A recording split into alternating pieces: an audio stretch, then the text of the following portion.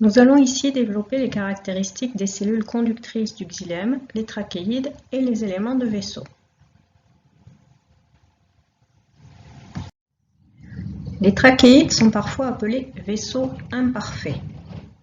Mais attention, par la suite, quand nous parlerons de vaisseaux sans rien préciser, il s'agira alors uniquement des vrais vaisseaux. Les trachéides sont des cellules assez minces comparativement aux vaisseaux.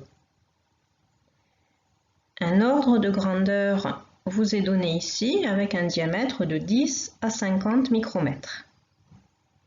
La cellule a une longueur de 1 à 3 cm.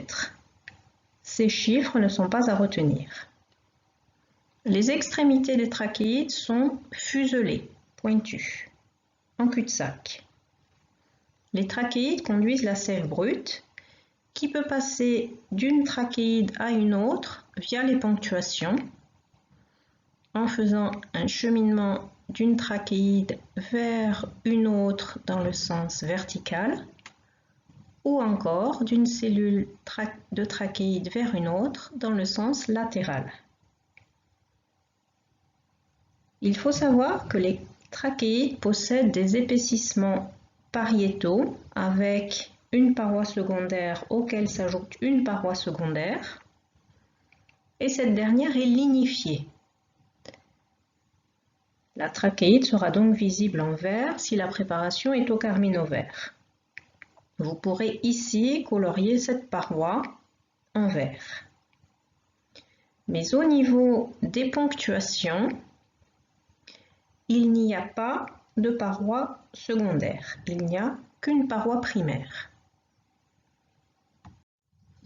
L'organisation des ponctuations des trachéides est la même que celle des vaisseaux et n'a été ici représentée qu'une seule fois.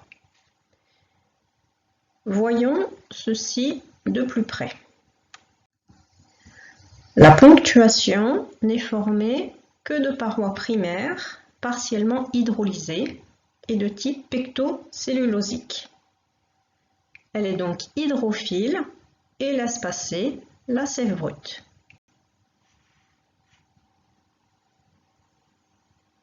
Les trachéides sont les premières cellules du xylème se différenciant au niveau des organes d'angiosperme.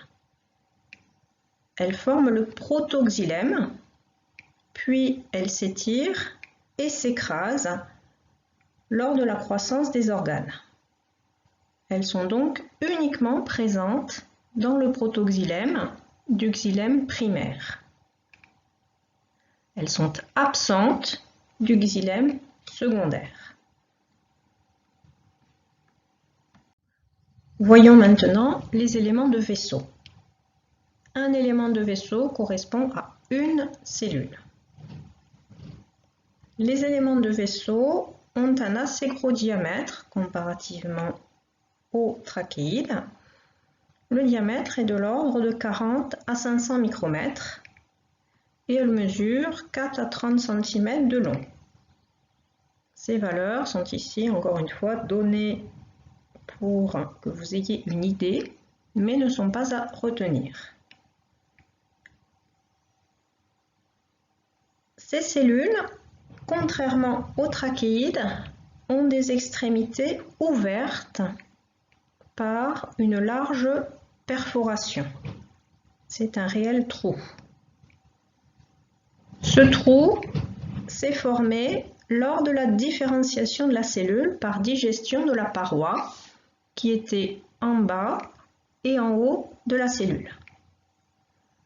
Seuls des morceaux de cette paroi restent sur les bords et forment les marges.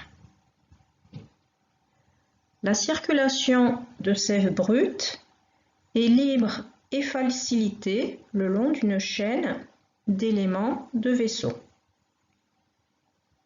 Plusieurs éléments de vaisseau forment un vaisseau. Donc la circulation verticale de sève brute est relativement abondante et efficace dans les vaisseaux grâce à ces perforations, plus efficace que dans les trachéides.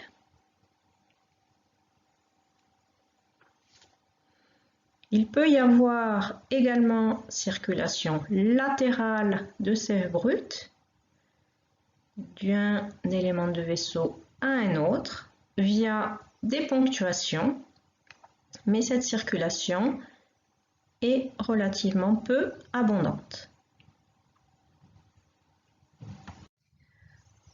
Tout comme les trachéides, les éléments de vaisseau ont des parois épaissies contenant parois primaires et parois secondaires lignifiées.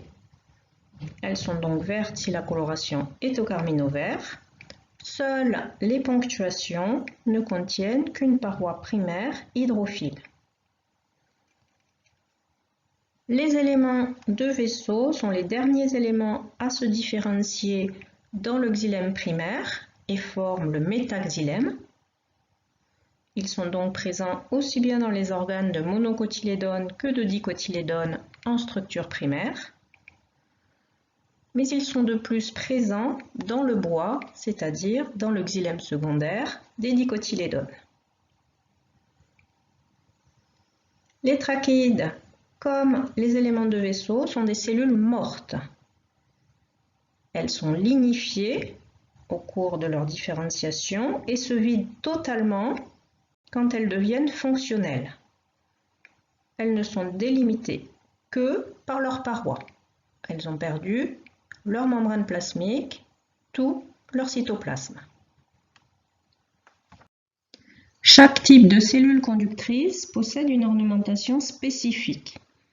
Les zones d'épaississement ligneux secondaires lui sont propres. Ceci permet d'établir une classification.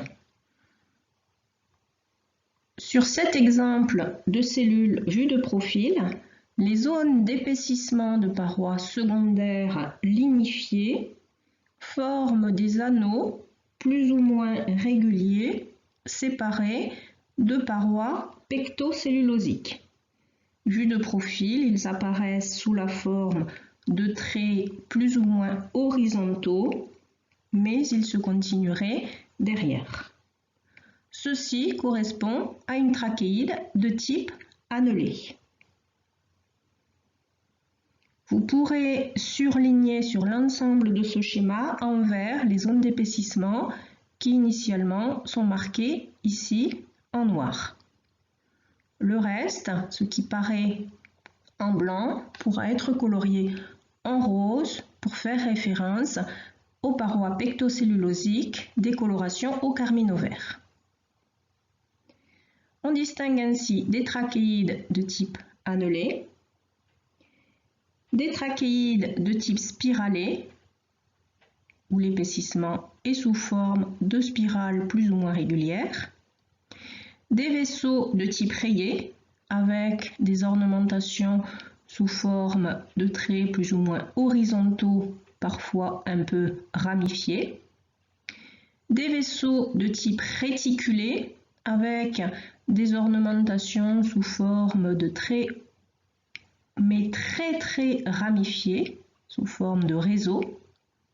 Et enfin, des vaisseaux de type ponctué, où les os non épaissis apparaissent sous forme de cercles. En haut, des coupes transversales permettent de voir les diamètres relatifs de ces différentes cellules conductrices.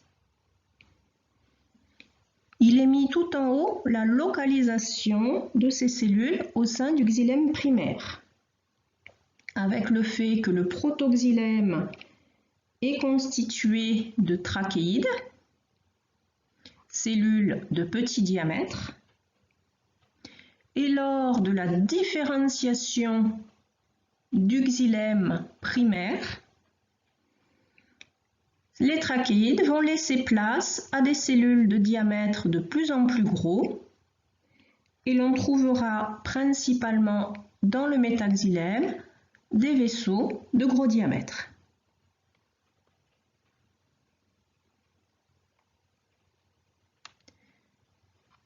Dans le xylème secondaire, c'est-à-dire le bois des dicotylédones,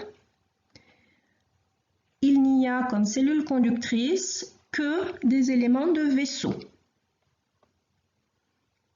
n'y a pas de trachéide.